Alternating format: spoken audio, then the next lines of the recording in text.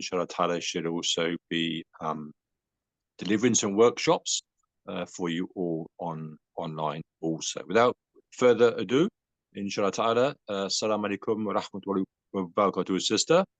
Over to you. Thank you. Bismillah ar-Rahman ar-Rahim. Thank you very much, Sheikh Muhammad, for your kind introduction. It's a pleasure to be presenting to you all today on the important subject of the environment and faith, in this case, Islam. In the course of my research published last year, which I've just put on the screen for you, it was clear that some of the core perspectives and principles of the Quran are highly relevant to our eco-environmental challenges. And so today I will share with you, pretty much in broad brush strokes due to time constraints, some of the Quranic ecological and environmentally friendly perspectives that result from the Quran's view of the natural world and humankind. So I'll just start with something that you, I'm sure, are very familiar with anyway, but just in case anybody wanted a particularly precise definition. Ecology is the study of the relationships between plants, animals, people, and their environment, and the balances between these relationships. A scientific definition indicates that it is the study of the distribution, abundance, and dynamics of organisms, their interactions with other organisms, and with their physical environment. Now, the term integral ecology has been made familiar in environmental and climate crisis discourses by Pope Francis. It is the idea that the planet, humanity, and the natural world are all interconnected.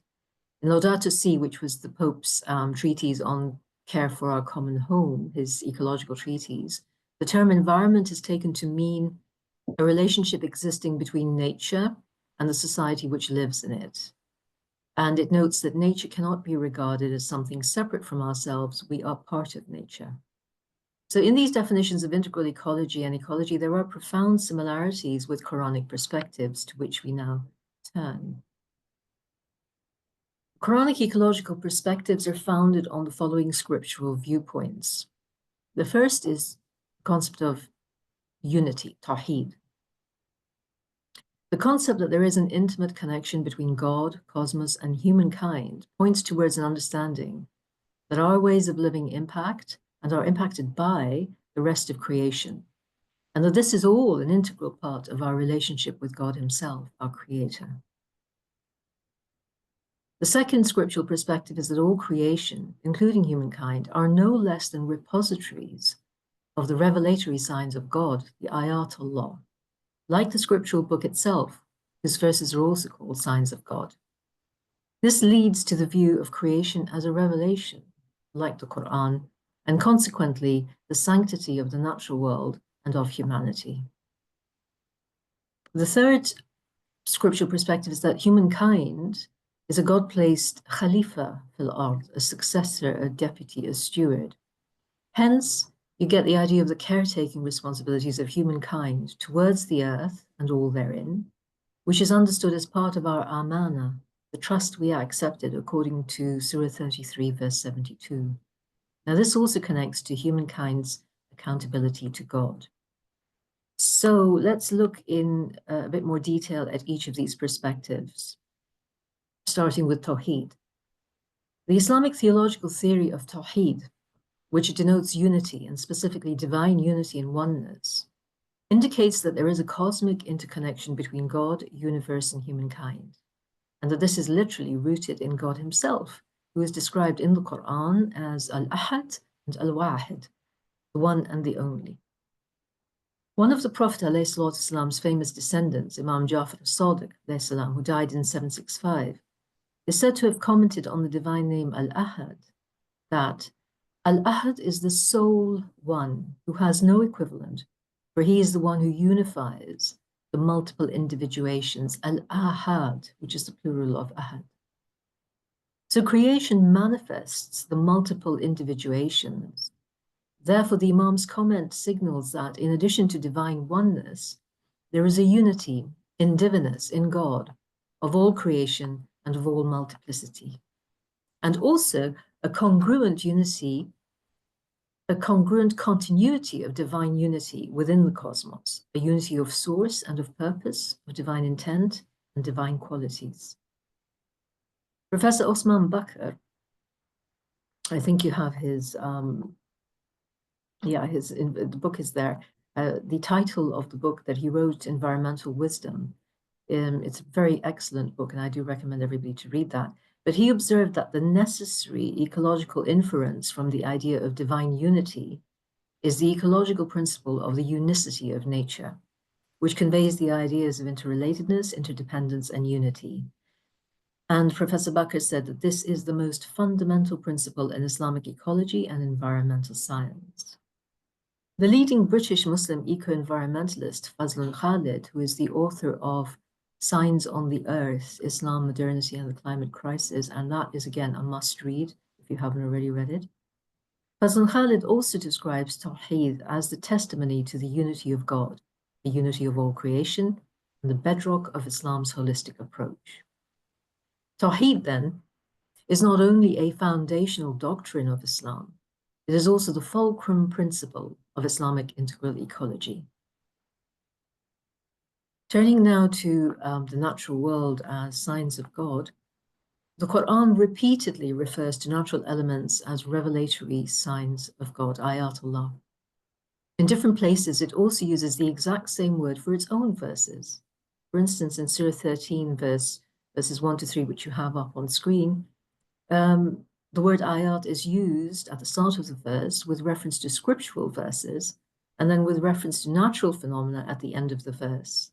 So the first verse of Surah 13 starts with, these are the signs, the ayat of the kitab, and it ends with, and Surah 13 verse 3 ends with a description of God as the one who extended the earth and made therein mountains and rivers, and of every fruit he made therein are pears. He veils the night with the day.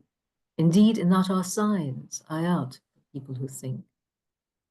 Elsewhere, the Quran refers to how God has said that he shows humankind our signs, ayat, in the horizons and in themselves. So humankind are also repositories of ayatullah. 45:4 also says, in your creation and in that of the beast that God has spread over the earth are signs, ayat, people who are certain. And 30:22 speaks of the creation of the heavens and the earth and the diversity of human languages and colors as signs for God, of God for us. A point to note here is that this equation of all creation as signs of God places humankind and the rest of creation in the same category, highlighting a particular aspect of an equal relationship between us and the rest of creation. We're all repositories of ayatullah. Furthermore, by using the same word for natural phenomena as it does for its own verses, the Quran indicates that nature is also a revelation of God, like the Quran itself, and that like revelation, nature also discloses something about God, its author. Sayyid Hussein Nasr, who is one of the earliest Muslim academics and scholars writing on Islam and the environment, stated that nature is a book which is the macrocosmic counterpart of the Quran itself. Sayyid Nursi, who was a spiritual master and one of the most influential thinkers of modern Turkey and died in 1960, went even further and viewed creation as the original form of revelation, and the Quranic scripture as containing an explanation of it. Creation reveals the hidden treasures of God himself, according to the Hadith Qudsi, the sacred saying, which, speaking in the divine voice, states, I was a hidden treasure, and I loved to be known, so I created creation. According to these perspectives, then, the natural world, part of God's creation, is part of a profoundly sacred account of its author. Professor Ibrahim Özdemir observes that just as Muslims treat the Quran with respect and awe, we should treat the book of the universe with love and respect. But, as Professor Bakr pointedly observed, while Muslims would never think of burning or damaging the Quran, many of them are silent while the other book of creation is being damaged.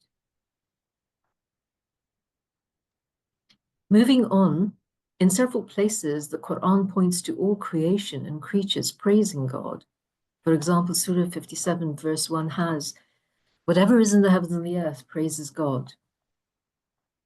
And 1744 proclaims that the seven heavens and the earth and whoever is in them glorify God. There is not a thing but sings his praise, but you do not understand their praise. I'm put in mind of how humankind are now, only now recently, starting to understand the language of other mammals like whales and other primates. The Africans speak of how everything has its own music. So, you know, we're really just beginning to comprehend the praises of everything.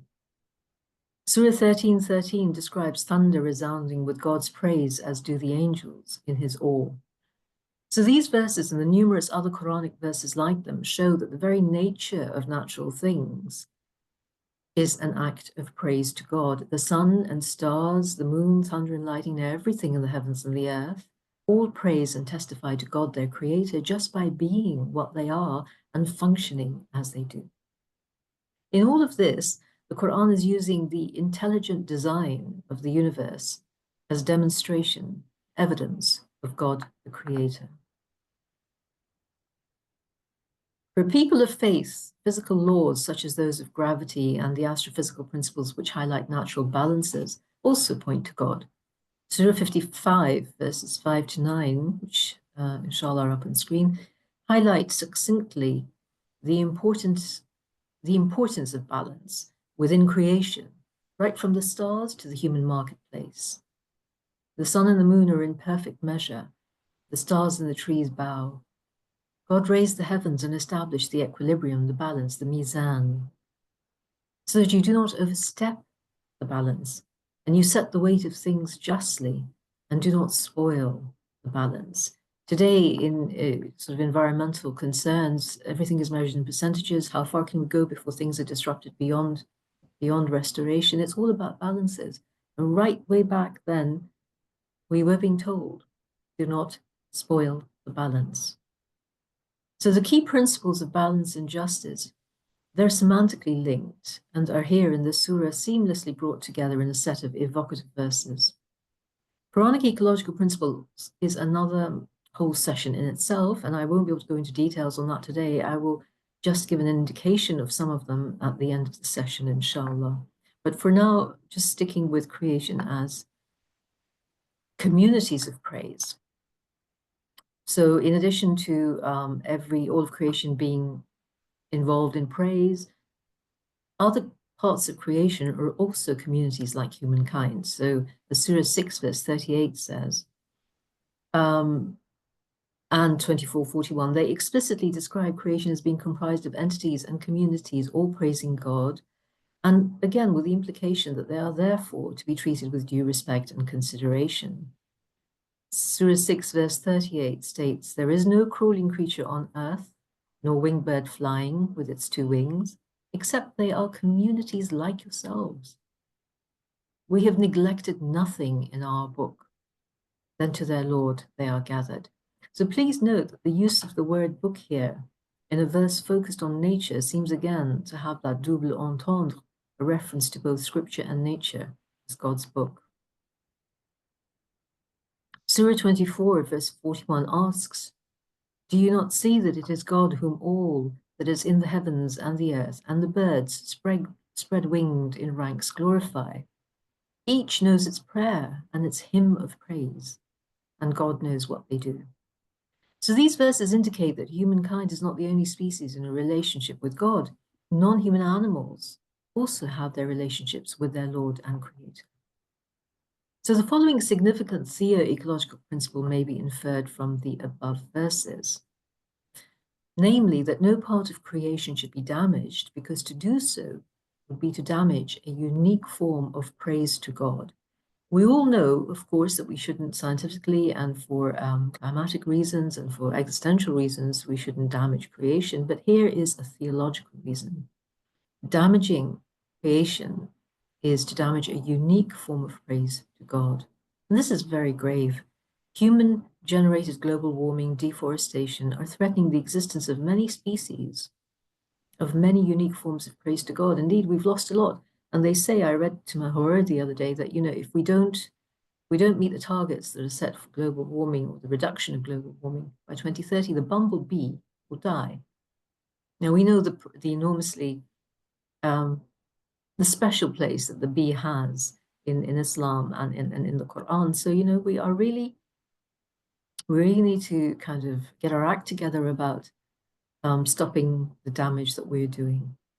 Now, there is, of course, a difference between respectful use of things and damaging them. It's a matter of finding the right balance and maintaining it. And sustainable development talks about balancing the 3 E's: environment, economy, and equity. So that's something that needs to come into a healthy balance. But sticking with the natural world for the moment, I would like now to touch on the treatment of animals by humans, which is an essential part of the relationship of humankind and our environment. So I've got on screen some statistics from the Animal Aid that were released last year. In addition to the ethical issues involved, what these stats show is that the environmental and climate impact of industrial level animal husbandry is very large. So 14.5% of all greenhouse gas emissions are the result of livestock farming. 83% of agricultural land, 83% globally, is used for rearing animals, including growing crops for feeding them and for livestock grazing. This creates deforestation, like in the Amazon rainforest. It creates loss of biodiversity and of the natural habitats of many animals. It leads to soil quality impoverishment. Animal farming adds to the greenhouse gases through methane emissions by the animals and fuel emissions in the transporting of such vast amounts of meat and milk around the world. Waste from animal farming is the biggest source of water pollution in the UK, which is life-threatening for fish. Animal farming involves practices that are far from humane, e.g. the caging of hens, the use of hormones and other artificial means of fattening animals, the constant deprivation of mother cows and calves who are separated immediately at birth. And they feel the emotional impact. They are not insensate. They're living animals. And the methods of dispatching animals and the sheer quantity of meat consumption leave a lot to be desired. I mean, I'm reminded of the hadith by the Prophet ﷺ, do not make your stomachs graveyards for animal corpses. So according to studies, it seems it is not overpopulation that is causing all our trouble, environmental trouble, but overconsumption. With the irony that so many people globally are undernourished or even starving. So it's utterly unbalanced. It really is. But let me now turn to some of the principles that can be derived from the Quran for a humane and equitable treatment of animals, which would have positive outcomes for sustainability. And for this, I will focus on one particularly poignant animal story in the Quran, namely that of the she-camel of God, Naqatullah, which is found in the verses about the Prophet Saleh's message to his people. According to the Quran, Prophet Saleh ﷺ said to his people, "This is the she-camel of God, so let her drink." But they denied him and hamstrung her, crippled her. He also said, "This she-camel of God is a sign from your Lord, so leave her to feed in God's earth, and do not touch her with harm, lest a painful punishment consume you." And the Prophet said of the she-camel, "She has a share of water, and you have a share of water on a recognized day." To unpack this a bit then, the she-camel may be interpreted as a symbol of all animals, wild and domesticated, because the camels are wild and domesticated. The scriptural description of the she-camel to God directly, Naqatullah, that idafa structure, underscores that all animals belong to God, Lord of the worlds, even though he has subjected them to human authority on earth, as we're told in Surah 36, they still belong to God. And humankind is advised in the Quran to be grateful to God for this. Logically, being grateful would entail treating animals with due care and consideration even while we use them. The injunctions in the she-camel verses to let her drink and leave her to feed in God's earth and do not touch her with harm indicate the rights of animals to natural sustenance, that the earth belongs to God, the rights of animals to free movement and freedom from abuse. The injunction in Surah 7, verse 74, that people should not behave wickedly on earth, causing corruption, which is embedded in the story of the she-camel, adds to the point about not abusing animals. Furthermore, by designating a share of water for the she-camel and a share for humans, the Quran indicates that all animals have a right to water, and by extension, to all the other natural resources that animals need, like their natural habitats. When unpacked, the precedents in this story for animal rights can be applied today with regard to the mistreatment that people continue to inflict on animals, both wild and domestic. In the past, the arrogant people of Thamud rejected their prophet's message and crippled the she-camel, thereby inflicting pain on her, torture, disabling her, which removed her freedom of movement, and they denied her the ability to feed and drink at will, the deprivation of basic necessities. Today, also, people have in various ways crippled too many of God's creatures. The cruel caging and exploitation of domesticated animals, the appalling captivity, abuse, and humiliation of wild animals in zoos and circuses, the destruction of the natural habitats which God created and to which they are entitled, on which their survival depends, and then the replacement of this natural habitat with unnecessary monoplantations and industries that feed human greed, while at the same time many other people starve and the animals die out. This is all in contravention of the ecological message of the Quranic verses on the she-camel.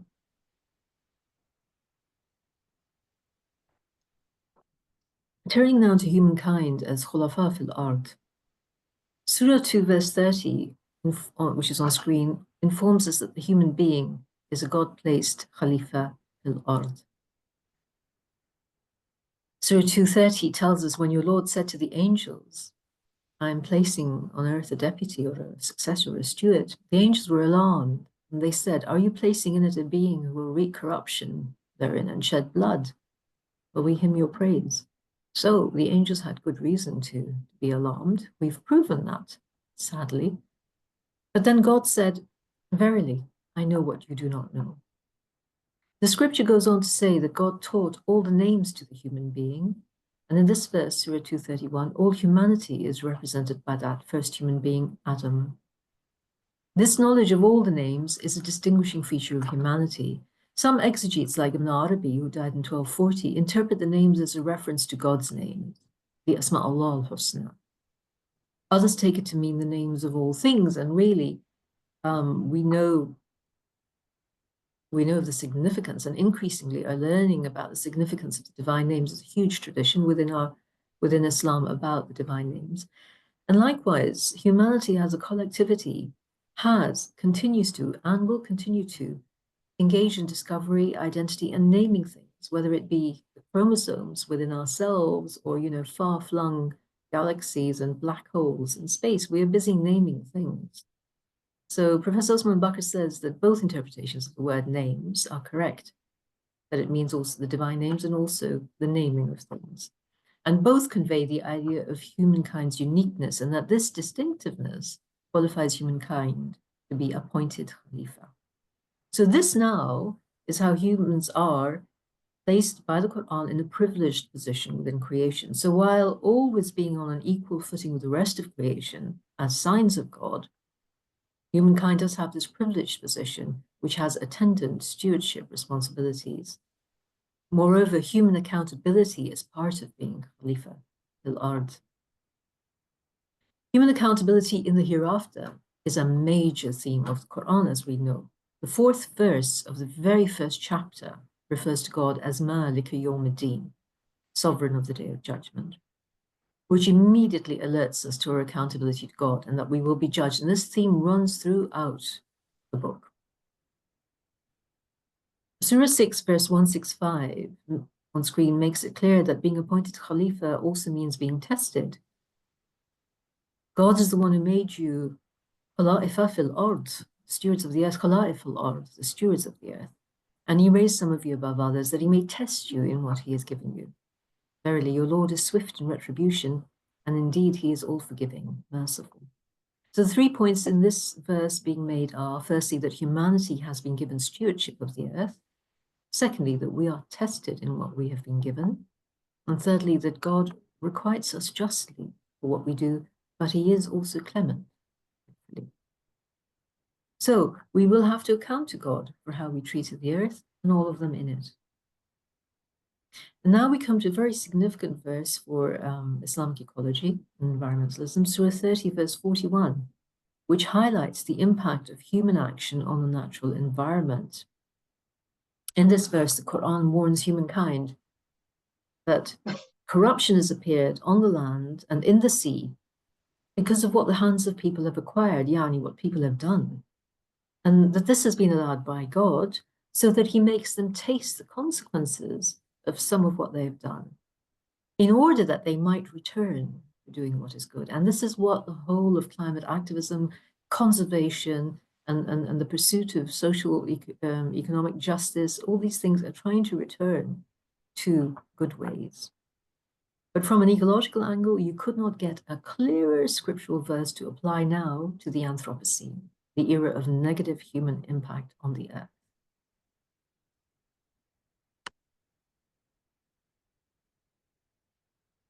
Placing humans in a position of privilege, power, and responsibility, the Quran then strongly advises humans not to walk on the earth disrespectfully.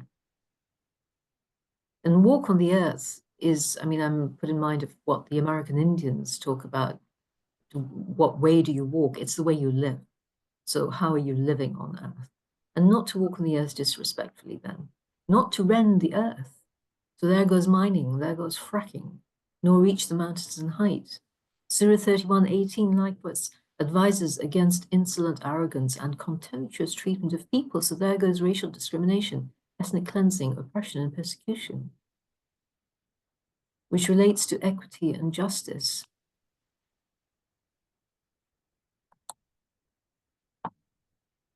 Surah 3, verse 108 refers to the worlds and that God does not desire injustice or oppression for these worlds. The plural here indicates all beings on earth and the earth itself and potentially even beyond earth. So this is a comprehensive warning against inequity, injustice, and oppression. Then Surah 59, verse 7 addresses intra-human interaction. The verse cautions against wealth being distributed and circulated only among the rich.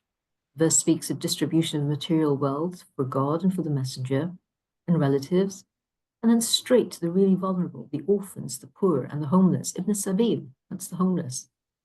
Lest it, wealth, be circulated only between the rich among you, says the Quran. This implied principle of social justice here is that wealth, be it money or land rights, property, medical treatments, or any resources, are not to be used by and for the sake of only those who are rich and to make them richer. The wealth, the resources, are to be shared equitably by all sectors of society, and globally even.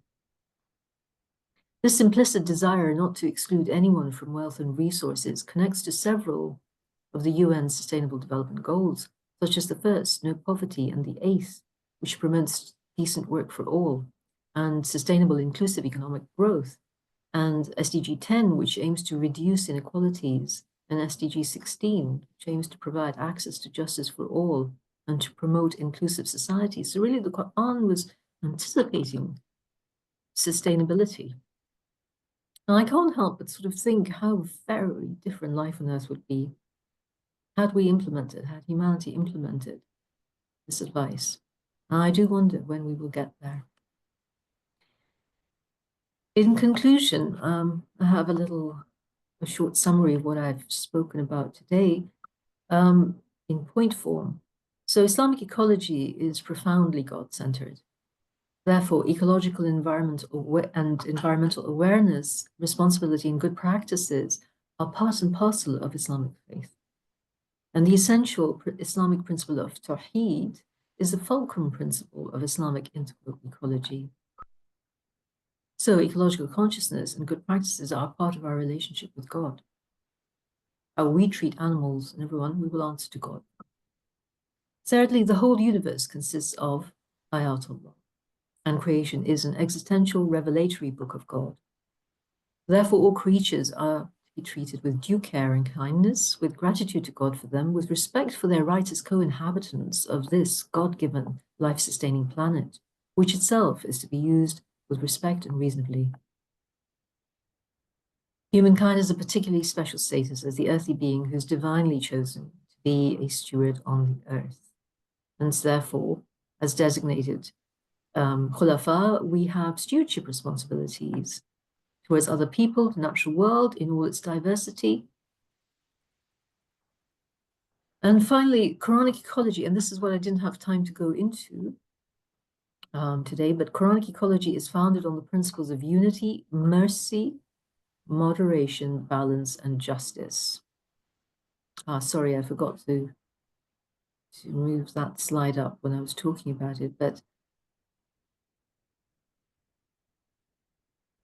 here are some of the key ethical principles that are pertinent for our topic. There's the adl, or ta'adul and qist, of justice and equitability. There's the mizan, i'tidal, balance. There is wasatiyya, moderation, which is so important. And rahmah, which is the foundation of everything, which inshallah, if I get a chance to go into the Quranic principles, I can show you how rahmah is the very pivot of the scales of the divine names. And here are the divine names which enshrine principles that we need to manifest. Inshallah, we'll get a chance to talk about this in more depth, but for now, I would just highlight the concept that the principles enshrined in the divine names are part of the human fitrah, albeit in limited manner. So it is part of our responsibility and our existential testimony, our shahada, that we manifest these principles in our lives on earth. Now, here is a little keyboard of some of the divine names which are pertinent for ecology. And I'll end here with that up on screen. Jazakumullah. Assalamu alaikum wa rahmatullahi wa barakatuh. Thank you.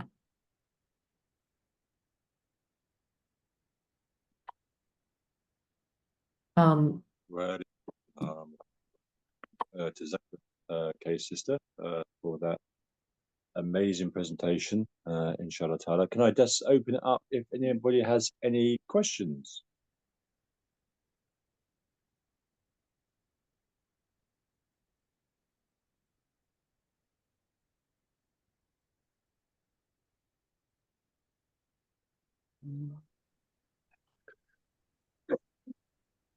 Assalamu Alaikum salam.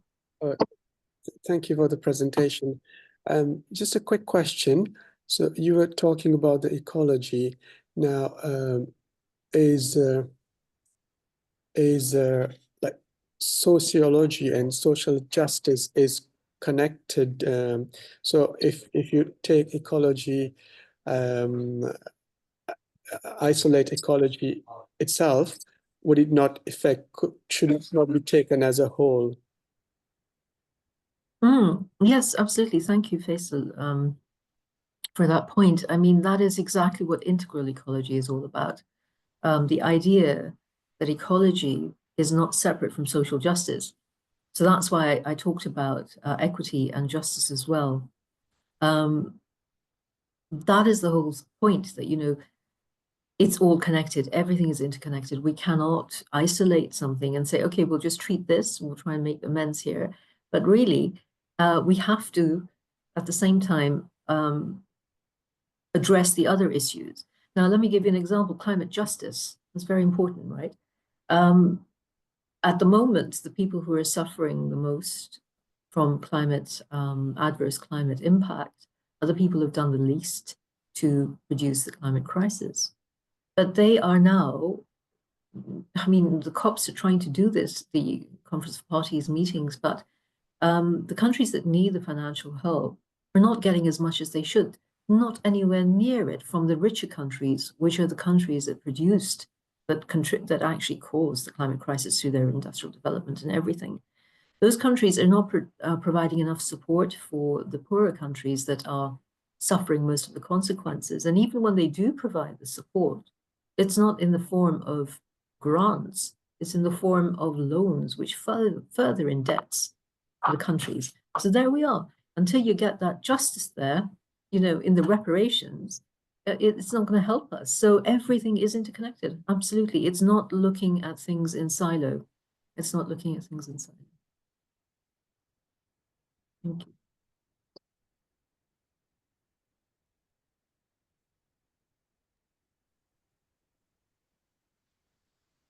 I think just from my sister, just I think I mentioned it as well some weeks ago when we met at the leadership conference. It just shows you that connection still, which is between capitalism and colonization. It's still there.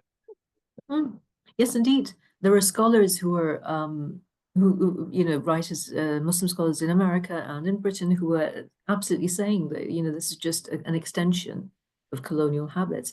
I mean, for Prime Minister Mia Mottley also talks about how, from Barbados, she also talks about how this is just the same old bad story going on and on. Absolutely, absolutely. I mean, the slave trade, the transatlantic slave trade, is one of the greatest unpaid debts in the world. And look at how the Black people are still being treated in the States. Horrific.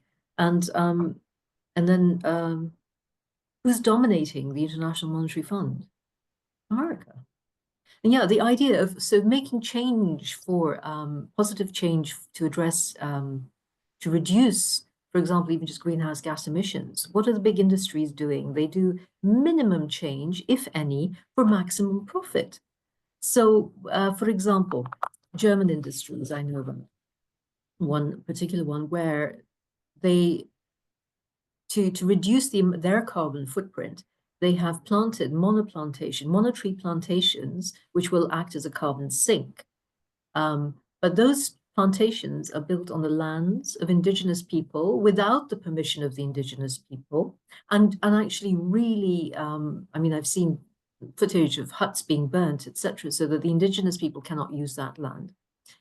And then they plant one kind of tree, which sounds good. So you have a forest, but no, it's not a forest. It's a biodiversity desert. Within a year, the biodiversity is gone from that plantation. And all of this so that the German industry back in Europe does not have to make any real change.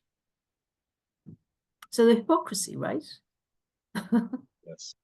Yeah. Sister Hafsa, there was a question that came up on the screen. Assalamu alaikum. So there's a sister who's asking, what advice do you give to be able to incorporate this into our daily lives? That's a very big question. I mean, at the moment, the way I feel about things very strongly is I think it is the big corporations and the people who produce commodities that the onus lies on them to facilitate the transition for the ordinary person. A simple example, why are shops still producing plastic bags for our shopping? Not only are they still producing plastic bags, but they are charging us for them now. Why have they not replaced that with sustainable bags? Because they don't want to reduce their profits, okay? So anyway, I could rant on about that, but what can we do? Now, a foremost British environmentalist lawyer called Farhana Mayer, and she's been doing an amazing amount for climate justice, etc. What she has recommended is that we're all involved in 5 things: food, finance, fashion, so food, finance, fashion, 4 things. Food, finance, fashion, one other F. So these are the places or the things that we can make a change in. So fashion causes a lot of damage to the climate. There's a lot of landfill from discarded stuff. So make things last, reuse things. Don't buy them, chuck them until you've really used them up. Food, again, I went on about animals because really we are eating just too much. And I think one of the things we could try to do, and again, it requires the big producers to help us to do this, is to live locally. So, we eat what is around in our easily produced without costing all of that transportation stuff, the costs of fuel costs and carbon costs of transportation. So if we can, to try and eat locally, to try and to reduce the amount of fuel that we are producing. But again, I do feel that the big industries are the ones that really need to bring it down. We can do a little bit, and we must do it, because my faith is more in the groundswell action rather than in the higher up. But they really need to pull their oar. So food, finance, and finance. Yes, we're all involved in finance. If we can try to make sure that that is, that we're using our finances appropriately and in a way that is environmentally friendly. So every little bit helps. I mean, recycling of plastic waste, etc., does help. But again, we are pulling one oar, and the really big oar is with the corporations and the big companies. And really, we ought to just try and get, I mean, I don't know how we could actually, apart from raising our voices on it, help or encourage these corporations to make the changes that they need to. But yeah, these sort of things, I think waste, the amount of waste that we produce, the amount of non-biodegradable waste that we produce, these are things we can definitely adjust to. Living more simply, living more modestly and moderately. So we're not, I mean, fashion really is very, very costly to the environment. So that is something I think we can all make a contribution towards. I hope that helps a little bit. I think you're right there, sister, because the global corporations, and it's only if you look at food security, food sovereignty, food controls, food production, it's only a few handful of this corporate elite, and they very cleverly put the blame on to us as individuals, to you to do something. Of course, and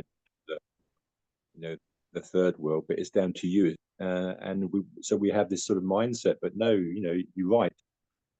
We all can do something, but the finger points at them. Absolutely. And we have a cost of living crisis all over the world. Sometimes to be green is actually a bit of a luxury when you're just trying to survive. So this is why I say we need the providers of commodities to facilitate going green by providing us with sustainable options, and by even if they could just produce better chicken, but of course minimum change, if any, at maximum profit. Now, until that goes, nothing is going to change, and until that kind of, you need a change of mindset, amongst the corporations. I mean, even look at the Muslim industries. Are they doing it? And that's something that I hammer on as well. Unfortunately for the Ummah, we're also just besotted by the label. So we're besotted by the halal label. But we know when you look in the Quran, halal is always in a relationship with tayyib. Exactly. Halal and mutayyiban. That's what it needs to be. So yeah, no, I mean, Muslim big industries need to maybe they could set the standard, but will they? There was another question there. Sorry, Sister Hafsa. No, it's just another comment. It says it's very difficult because they are powerful. I guess every little makes a difference, and no good deed goes unseen by Allah. Seems like they make sustainable living harder. Maybe it's all about educating our youngsters. Absolutely. Education is very important. And I think the youth are aware, and we need to contribute to their awareness and help them as best we can to develop lifestyles that are balanced and moderate and ecologically, environmentally friendly. But also, I think we need to raise our voice, to keep raising our voice, so that the policy changes also happen. It's frustratingly slow. It really is, but we must keep persevering. I mean, I always take hope from the verse that says, now I can't remember the exact location, I'd have to look it up, but it is basically, وَلَا تُفْسِدُوا الْأَرْضَ بَعْدَ إِصْلَاحِهَا. Do not work corruption in the earth after it has been put right. So there is a really hope-giving concept that the earth will be put right. It may not be exactly as it was before all the mess that we made, but there will be a restoration of balances, inshallah. And then after that, we really need to pursue a way that is that is right again, and not the bad old ways, inshallah. Do we have any other questions for Sister Farhana? Yeah, one more question, please. You mentioned about changing the mindset for anything to happen effectively. Now, isn't that the crux of the matter? Because you mentioned that the Islamic ecology is based on being God-centric, whereas the corporations and individuals and countries, they're all self-centric. So, or to put it in another way, they're dunya centric because they think that this is the place to do everything and there's nothing after, rather than being akhirah centric and taking a wider view of life. Life is not just this world, but akhirah as well, which is the significant part of life. So how do we go about educating people about this God-centric and akhirah-centric lifestyle? So thank you very much. Again, that's a good point. I think the way I'd like to look at it is we don't even need to talk about the akhirah, but we can talk about the future of the dunya and of the earth, of the ard, and of the inhabitants of the earth.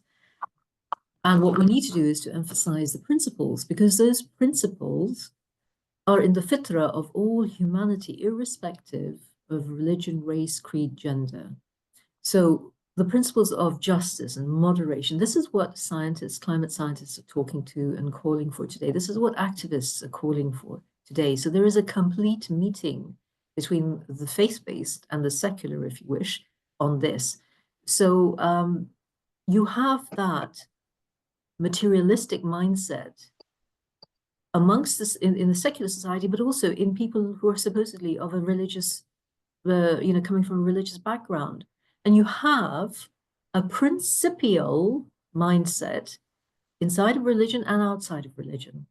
So it's not really a matter of religion as such, or faith and not, it's the matter of principles, which we know, we believe come from God, but the others outside of faith believe in the principles, even if they don't ascribe them to God. So that is the meeting ground.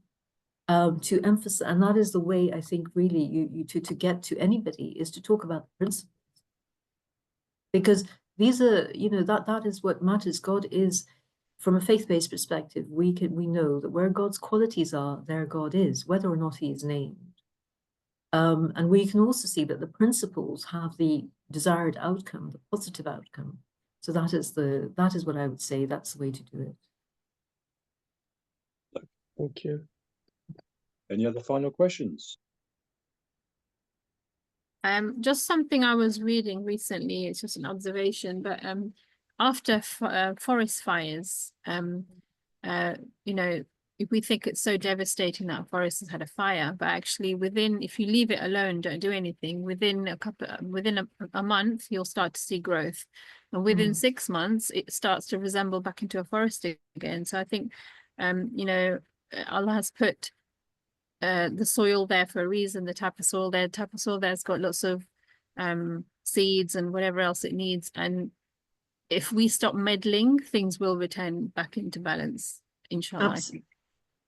Absolutely. I think rewilding. I mean, they do that. They used to do that in the past, deliberately set fires to clear the ground so that you could get fresh growth.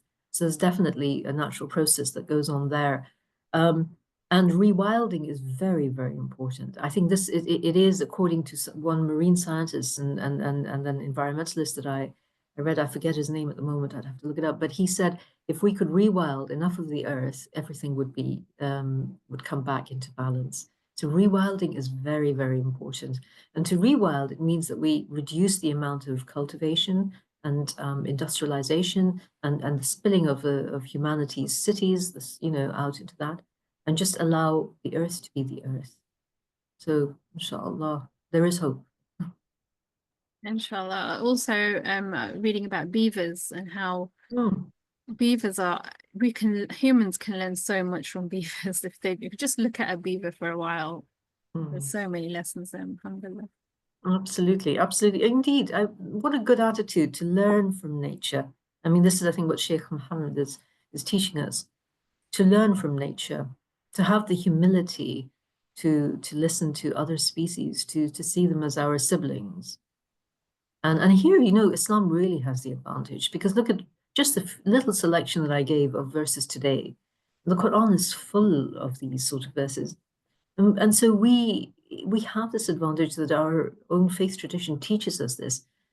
Christians have, some Christian kind of interpretations see them dominating the earth, and that gives them an excuse to do all the sort of stuff that they want to do. But we don't have that excuse. So those Muslims are engaged in corrupting the earth. They're doing it in spite of our teachings. They don't have any justification for that in there. Yeah.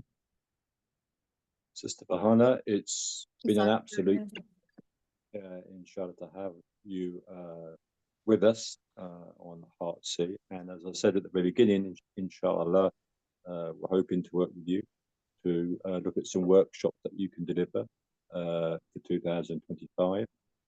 In the meantime, Jazakallah khair, may Allah reward you, and take care. Assalamu alaikum wa rahmatullahi wa barakatuh. Thank you. Assalamu alaikum. Wa alaikum salam.